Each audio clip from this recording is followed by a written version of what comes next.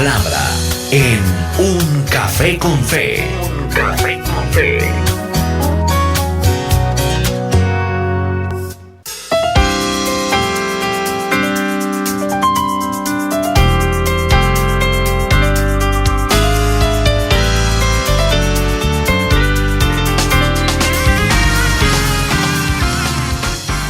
Aquí estamos ya listos con estos minutos especiales en la palabra de nuestro Dios, minutos que nos invitan a reflexionar en la Escritura, en la búsqueda de nuestro Dios, en nuestro crecimiento espiritual. Qué importante es nuestro crecimiento espiritual. En la medida en que crecemos espiritualmente, nuestra vida va madurando a nivel espiritual. Y ese tiene que ser un buen objetivo, el madurar espiritualmente, estimado amigo. Maduremos espiritualmente. Seguramente usted ha leído muchas veces el Salmo 23. Conocido salmo. Todos lo conocemos. Es uno de los salmos más conocidos a nivel de la humanidad. Uno de los salmos más compartidos a nivel de la humanidad. El famoso Jehová es mi pastor, nada me faltará. En lugares de delicados pastos me hará descansar, junto a aguas de reposo me pastoreará, confortará mi alma, me guiará por sendas de justicia por amor de su nombre. Aunque ande en valle de sombra de muerte, no temeré mal alguno, porque tú estarás conmigo, tu vara y tu cayado me infundirán aliento. Aderezas mesa delante de mí en presencia de mis angustiadores, unges mi cabeza con aceite, mi copa está rebosando. Ciertamente el bien y la misericordia me seguirán todos los días de mi vida, y en la casa de Jehová moraré por largos días. Lo hemos escuchado, lo hemos leído, algunos lo sabemos de memoria. El libro de los Salmos y el Salmo 23 ha tenido siempre como un encanto especial, ¿verdad? Para todos los creyentes, de todos los tiempos y aún no creyentes. Y en ellos, o en ese salmo, encontramos experiencias.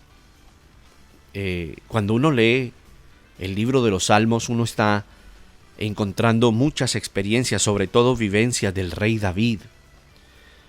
Experiencias de los creyentes del Antiguo Testamento, que vivieron en medio de este mundo, en medio de la maldad, en medio del pecado, de lo que vivimos en este mundo. Y a nosotros como creyentes el día de hoy, no nos resulta difícil, la verdad, identificarnos con el libro de los Salmos. Usar salmos para acercarnos a Dios es una bendición cuando uno ora con los salmos. Me imagino que le ha ocurrido, le ha pasado. Uno encuentra fortaleza, consuelo. No sé si le ha ocurrido, pero en momentos de adversidad o de gozo, siempre hay un salmo propicio para nosotros. Eso es una bendición. Y de entre todos los salmos, el Salmo 23 es como una perla que reluce, que sale a flote, ¿verdad? Es sin duda uno de los más conocidos y apreciados salmos que nosotros encontramos.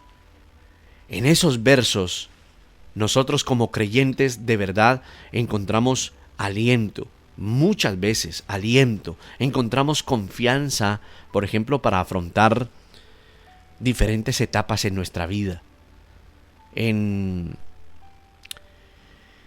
diferentes momentos de dificultad que todos hemos cruzado. Siempre ese salmo ha sido una bendición porque habla de Dios, de la figura del Señor como nuestro pastor.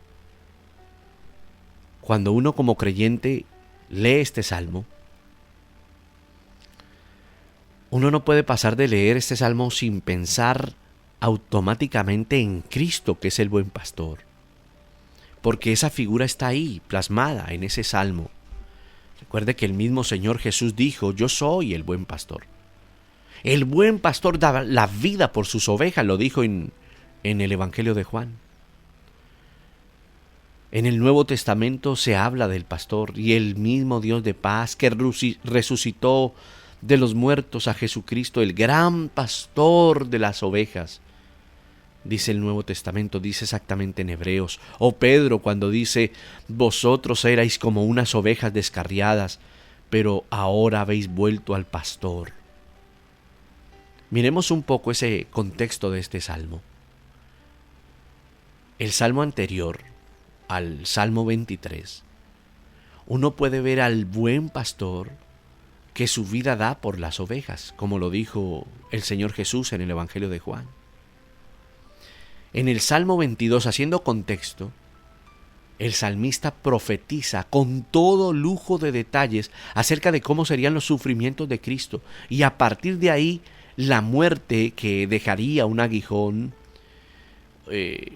pero que se perdería luego en la cruz del Calvario por la muerte del Hijo de Dios. Eso en el Salmo 22. O sea, el Salmo 22 estaba describiendo los sufrimientos de Cristo, pero luego en el Salmo 24, o sea, dejando en intermedio el Salmo 23, se describe la gloria que vendría de esos sufrimientos. Cuando registra en el Salmo 24 el verso 9, cuando dice, alzaos vosotras, puertas eternas, y entrará el Rey de Gloria. Si no te habías dado cuenta de ese pre y de ese post, y en la mitad el Salmo 23 es como un sándwich, ¿verdad? Pero el Salmo 22 presenta los sufrimientos, y el Salmo 24 ese Cristo que ha resucitado, que ha vencido, y ahora entra por las puertas como el Rey de Gloria. Y en medio de esos dos salmos está el Salmo 23, que habla de las experiencias del Hijo de Dios, del cristiano, desde el día en que conoce al Señor como su pastor. ¡Ah, qué bendición! Ese salmo se centra en lo que encontramos a veces en la Biblia y que llamamos una metáfora, o en medio de dos metáforas. Una es el pastor y otra es como el anfitrión. Uno puede ver en ese salmo, por ejemplo, escudriñando este Salmo 23, la vida del creyente, la vida presente donde toda necesidad es suplida por ese pastor, pero también el paso por la muerte donde su compañía nos libra de todo temor, pero también el disfrute de la eternidad. Mira cómo se desarrolla este salmo: vida presente, muerte y vida eterna. Ese salmo tan pequeño, porque es un salmo pequeño, en realidad 6 versículos, describe la vida del creyente. De ahí la profundidad que tiene el Salmo 23. No se le olvide nunca que el Salmo 23 describe su vida presente, el momento de su muerte y el disfrute de la vida eterna. Hablemos un poco del autor de David. Ustedes saben que David escribió muchos salmos. David es el autor de este salmo, el Salmo 23, y comienza cuando se refiere a Dios como su pastor. Todos recordamos que David en su adolescencia fue pastor. Había sido pastor de las ovejas de su padre, de Isaí. Y en ese cuidado de ellas había llegado a tener experiencias que marcaron su vida. Experiencias que tal vez no se las contó a nadie, ni siquiera a su padre. Por ejemplo, no sé si recuerda cuando David habla con Saúl. Y David le dice, es que tu siervo era pastor de las ovejas de mi padre. Y cuando venía un león, cuando venía un oso y quería tomar algún cordero de la manada, yo salía tras de él, yo lo hería, lo libraba la oveja de su boca. Y si se levantaba contra mí, yo le echaba mano de la quijada. Estoy parafraseando lo que dice la Biblia cuando David habla con Saúl. Yo lo hería, lo mataba, si fuera un león, si fuera un oso, yo lo mataba. Y no puede ser que este filisteo incircunciso venga a provocar el ejército del Dios viviente. Jehová, que me ha librado de las garras del león y de las garras del oso, él también me va a librar de este filisteo, le decía David a Saúl. Pero David no está pensando en sí mismo como pastor, sino que en ese Salmo 23, él asume la posición de oveja. que se siente cuidada por Dios mismo. Y en esto reflexionamos hoy, en este café con fe, que es Dios mismo el que nos cuida. Y si David había protegido con tanta delicadeza a sus ovejas, y las había defendido aún arriesgando su propia vida, querido amigo, ¿cómo no hará Dios mucho más en favor de sus hijos? Uno nota también en este salmo que el rey David, escribiendo el Salmo 23, se refiere a Dios por su nombre y le dice Jehová, o le dice Yahvé, ¿no? O Yahweh, como sería en el original. Eso es significativo porque cuando nombra a Jehová, el rey David, escribiendo ese salmo, está subrayando que es el único que existe, que vive, que es el eterno, que no existe nada fuera de él, que nada se puede escapar de su presencia, que todo lo que se mueve en el cielo y debajo del cielo deriva de él. Y David, cuando dice Jehová es mi pastor, está diciendo ese todopoderoso es mi pastor. Y eso denota confianza. Es una confianza que en ese momento el rey David le estaba dando a Dios, porque le estaba diciendo, tú eres mi pastor. Él se sentía parte de su rebaño, se sentía protegido debajo de él. Esa es una puerta de entrada para disfrutar, estimado amigo, estimado oyente, de todas las bendiciones. Si el Señor es nuestro pastor, de una forma personal, todo lo demás va a pasar. Si el Señor es nuestro pastor, será una bendición nuestro recorrido cristiano. Pero si no lo vemos como nuestro pastor, pues esto será, el Salmo 23 será una simple poesía. Por eso te animamos hoy en este café con fe a que veas al Señor como tu pastor, como el que da su vida por sus ovejas. Y eso habla de una dependencia total de Dios. Pero luego usted encontrará el término nada me faltará. Qué especial esto. Qué bueno poder decir Jehová es mi pastor, nada me faltará. Créelo, porque a veces lo decimos de labios para afuera, pero no lo creemos. Mira, las ovejas son animales que necesitan ser guiados y cuidados. Por eso no encuentras una oveja sin un pastor. Si hay una oveja sin un pastor, es porque es una oveja descarriada. Por eso Dios nos compara a las ovejas, porque las ovejas necesitan un pastor para ser guiados o guiadas y cuidadas. Por eso somos comparados como ovejas. David, como una de las ovejas que era cuidada por el Señor, está manifestando que confiaba en la bondad de Dios, en una bondad solícita que aseguraba todo, el presente y el futuro.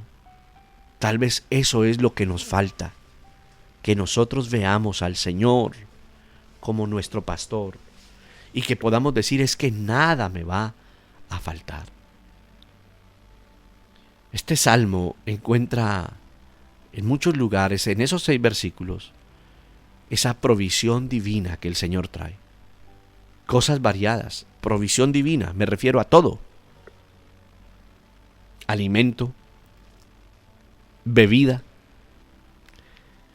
descanso, protección, restauración, compañía, aliento, abrigo, dirección, el consuelo, el gozo, la felicidad, tantas cosas que traen bienestar a nuestra vida.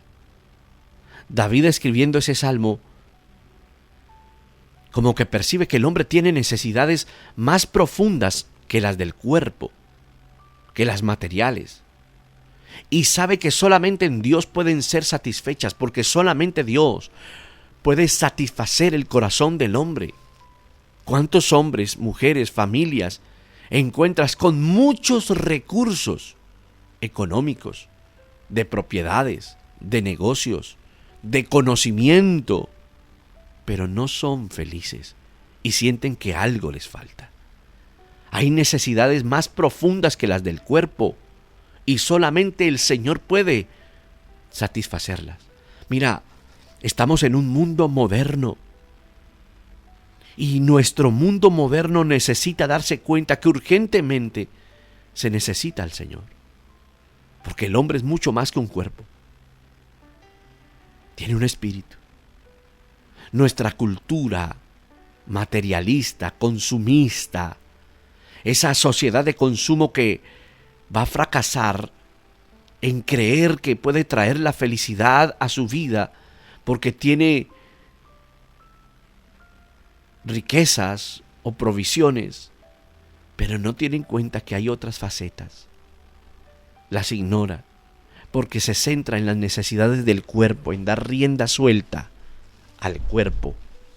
¿Cuántas personas en este mundo, estimado amigo, se encuentran como hijos pródigos, como el hijo pródigo de la parábola, ¿recuerdas? Cuando reflexiona el hijo pródigo después de tener todo, de malgastar todo, y dice: yo aquí perezco de hambre. Y reflexiona: la única forma de tener la vida en plenitud es volviéndonos a Cristo. Recuerda lo que dice la palabra: mi Dios pues suplirá todo lo que os falta, conforme a sus riquezas en gloria en Cristo Jesús. Ese salmo también menciona: es que en lugares de delicados pastos me hará descansar. El salmista, escribiendo esto, está pensando en esa tierra desértica de Judea. Un pastor en la tierra de Judea sabía lo agotador que era para el rebaño, para las ovejas, caminar kilómetros por zonas áridas, bajo los rayos del sol que abrasaba, que era fuerte. Pero también el pastor conocía dónde estaban esos oasis o esos pastos y conducía a sus ovejas porque necesitaba proporcionarles descanso, alimento, agua en un ambiente apacible. Es alentador saber que el Señor, escúchame, conoce nuestras circunstancias, las conoce. Conoce nuestras dificultades. Conoce por lo que atravesamos en la vida. Y uno, como hijo de Dios, puede estar seguro de que a su tiempo el Señor nos conducirá en sabiduría y en bondad a esa gracia reparadora, a esa gracia sustentadora. Ese es el descanso que los hombres buscan inútilmente fuera de Dios. Los hombres quieren encontrar reposo, pero no lo encuentran porque buscan en lugares donde Dios no está. Ese descanso lo encontramos en el Señor. San Agustín una vez dijo algo así como, orándole a Dios, le decía: no nos has creado para ti mismo. Si no encontramos esa respuesta, decía San Agustín, vamos a vagar errantes. Y es verdad. Cuando no tenemos al Señor, somos errantes. Recuerda que el Señor Jesús, en exactamente Juan, capítulo 10, verso 9, dice: yo soy la puerta. Y el que por mí entra será salvo, y entrará y saldrá y hallará pastos. Hablando de la relación de pastor-oveja. Uno encuentra que el Salmo también expresa: junto a aguas de reposo me pastoreará. En esa peregrinación por el desierto, al pueblo de Israel nunca le faltó nada. Vino el maná del cielo, vino agua que salía de la roca. Esa era una evidencia de que el Señor estaba cuidando a su pueblo.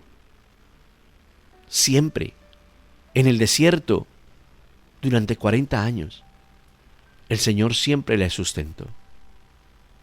Mira, sin comida y sin bebida el pueblo de Dios perece. Es por eso que Dios nos invita una y otra vez a fortalecernos en Él. Y por eso dice esa palabra, es que en lugares de reposo. Solo de esa forma vamos a poder llevar vidas que glorifiquen al Señor. No podremos descansar si no nos alimentamos y nos abrigamos. Y esto hablando en el ámbito espiritual. Si no nos alimentamos espiritualmente, si no calmamos nuestra sed, escuchando la voz de Dios. Hay hambre espiritual. Yo soy el pan de vida, dijo el Señor, el que a mí viene nunca tendrá hambre. Mira, hoy en día hay creyentes insatisfechos. Hay creyentes agitados, hay creyentes que no descansan. El problema no es que Dios haya fallado como pastor, no, sino que la oveja se alejó de la comunión con su pastor. A veces la gente pierde ese descanso cuando va de un lado para otro, queriendo hacer las cosas en sus fuerzas, siguiendo caprichos o fantasías del malvado corazón que tenemos. Y la única forma de recuperar la paz perdida es volviéndonos al Señor. Por eso también dice el Salmo 23, confortará mi alma. La idea es que el Señor restaura nuestra alma, repara nuestras fuerzas. Y esto nos habla de una renovación espiritual profunda. No solamente un alivio, no, una renovación. La Biblia, usted lo ha leído. Isaías dice, Él da esfuerzo al cansado. Él multiplica las fuerzas al que no tiene ningunas. Qué importante es esto. Nosotros que tenemos una naturaleza caída, no solamente necesitamos que el Señor nos alimente, pecamos. Por eso necesitamos siempre ser restaurados y renovados una y otra vez en comunión con Él. Igual que la oveja descarriada es llevada nuevamente al redil, donde es curada, donde si ha sido herida, es curada esa herida y vuelve a caminar con el rebaño. Restauración. Nosotros también somos dados a desviarnos de los caminos del Señor por nuestra naturaleza caída. No estamos exentos de desviarnos. No nos creamos tan espirituales que digamos nunca me desviaré. Cuidado. A veces desobedecemos. Querido amigo, a veces entramos en estados de letargo. ¿Cuántas veces te ha pasado? A veces entramos en estado de indiferencia espiritual. ¿Cuántas veces te ha pasado? A veces decaemos, perdemos la ilusión por las cosas espirituales. A veces pasan los días y no lees la Escritura, dejas de orar. A veces caes en ansiedad, eres malhumorado. ¿Sabes qué ocurre? Que esos son síntomas de que necesitamos ser restablecidos por el Señor. La Biblia está llena de ejemplos de cómo ese buen pastor llevó a cabo una restauración. Y te pongo el ejemplo de Pedro. Están en la última cena y durante la última cena advirtió que Pedro le iba a negar 3 veces, pero también le dijo que había orado para que él fuera fortalecido y su fe no faltara. Después de que Jesús es arrestado, de que Pedro le ha negado 3 veces, esas miradas se cruzan allá en el patio de Anás. No fue una mirada de ira ni de reproche. Fue una mirada de amor. Cuando el Señor Jesús resucitó, tuvo especial interés en que Pedro conociera esa noticia. Y unos días después el Señor Jesús tiene un encuentro con Pedro. Por 3 veces le dice, ¿te acuerdas? ¿Me amas? Él quedó restaurado. Cuando nosotros pecamos nos sentimos mal. Entonces el diablo, el enemigo de nuestra alma, trata de venir a nuestra vida para llenarnos de vergüenza por lo que hemos hecho, para convencernos de que en ese estado es mejor no venir al Señor, no acercarnos. Pero esa es una de las estrategias más efectivas del enemigo. No lo escuches. Tú no lo escuches. Tú que estás viviendo esa batalla y esa lucha hoy, tú que has caído en pecado, ven al Señor. El Señor siempre a sus hijos da esa grata bienvenida cuando regresamos arrepentidos. Él es nuestro sumo sacerdote, estimado amigo. Siempre está intercediendo por nosotros, dice la palabra. Cuanto más tiempo retrasamos nuestro regreso a nuestro Señor, más terreno gana el adversario de nuestras almas. Lo hermoso del perdón y la restauración del Señor es que con ellos siempre vienen oportunidades de parte del Señor. Luego dice la palabra, me guiará por las sendas de justicia o por sendas de justicia por amor de su nombre. ¿Qué quiere decir esto? Que tú y yo necesitamos ser guiados por el Señor. Allá en el oriente el pastor siempre va delante de las ovejas del rebaño para descubrir lo que viene de frente, para descubrir nuevos pastos, el mejor pasto para ellos, o el sendero donde pueden estar, o un buen prado donde pueden quedarse un rato. Mira, la oveja no sabe dónde es llevada, la oveja ni siquiera se da cuenta, la oveja sigue a su pastor, confía en el pastor, sigue a ojo cerrado al pastor. Nosotros deberíamos aceptar que necesitamos ser guiados por el Señor siempre. Eso es así.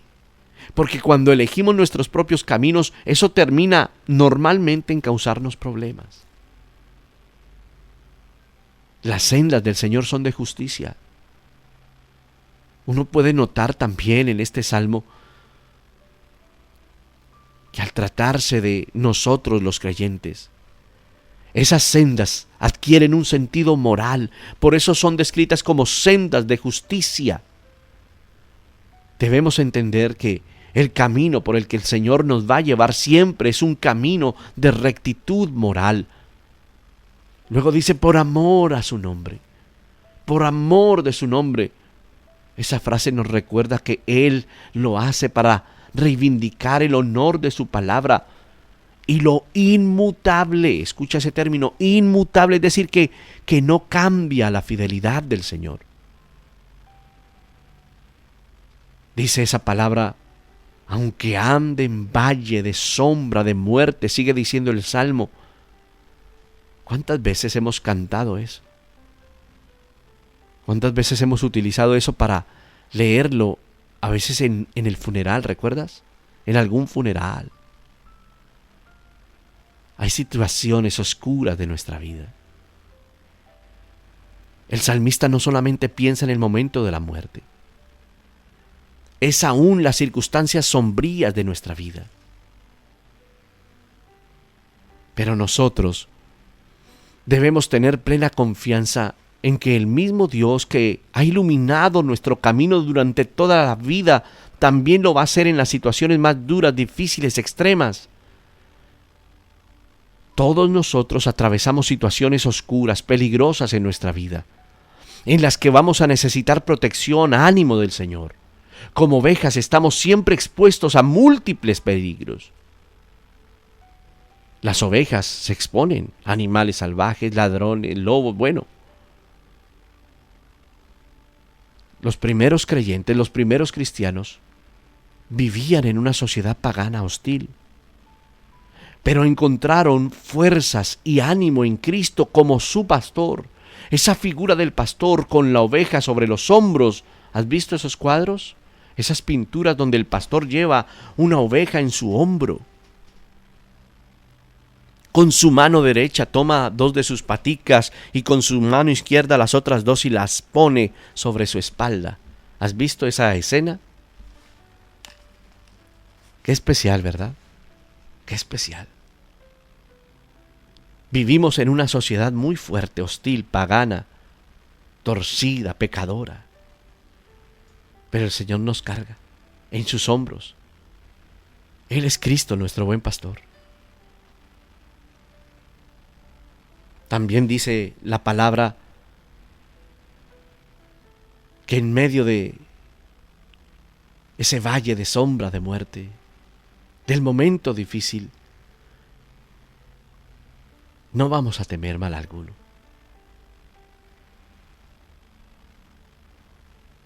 A veces creamos tantas cosas, estimado amigo, en nuestra imaginación.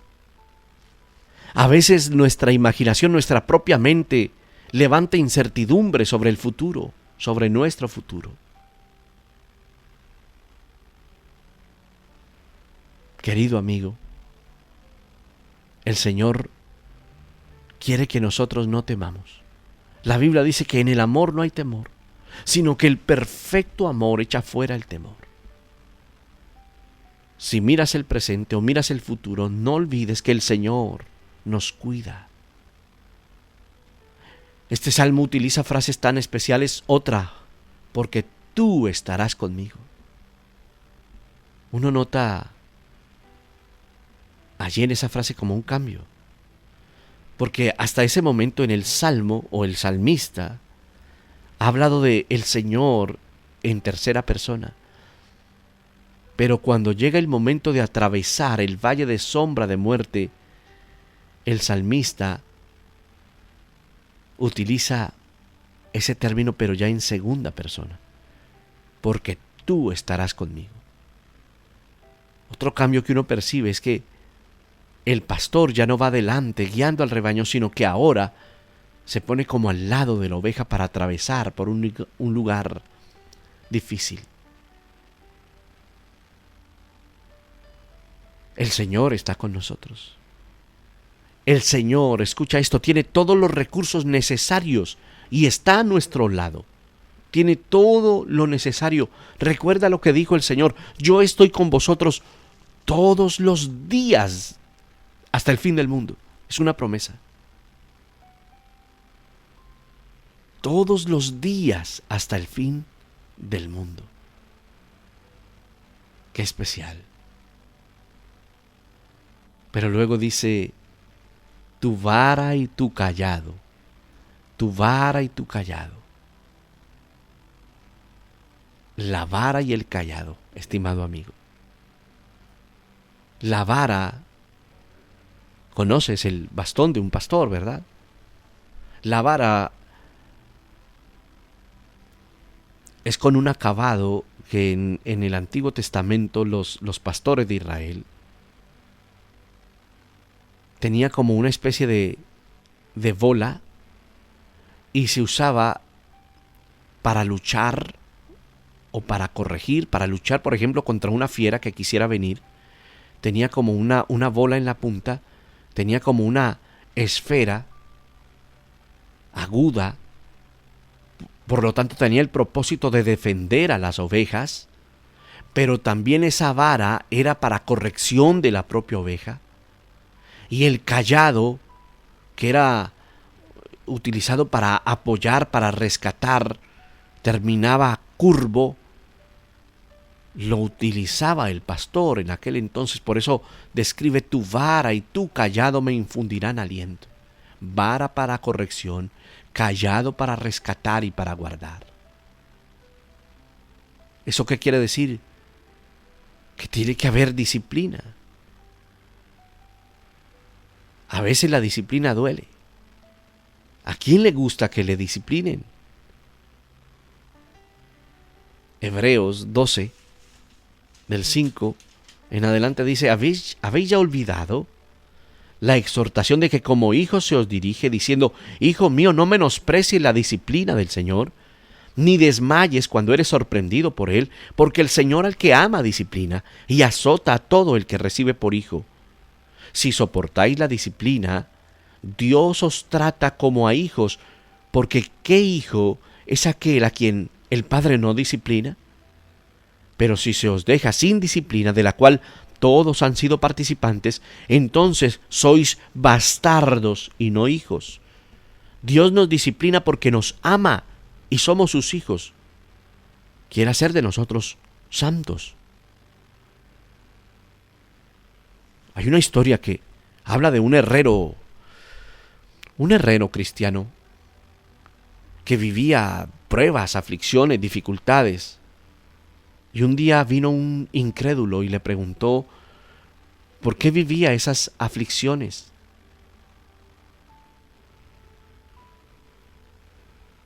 ¿cuál es la causa de esas aflicciones?, le preguntó ese incrédulo. El herrero dijo: usted sabe que yo soy un herrero. Cuando yo trabajo, yo tomo un trozo de hierro, yo lo pongo en el fuego y luego lo sumerjo en el agua y después lo golpeo con el martillo para ver si alcanza la resistencia necesaria.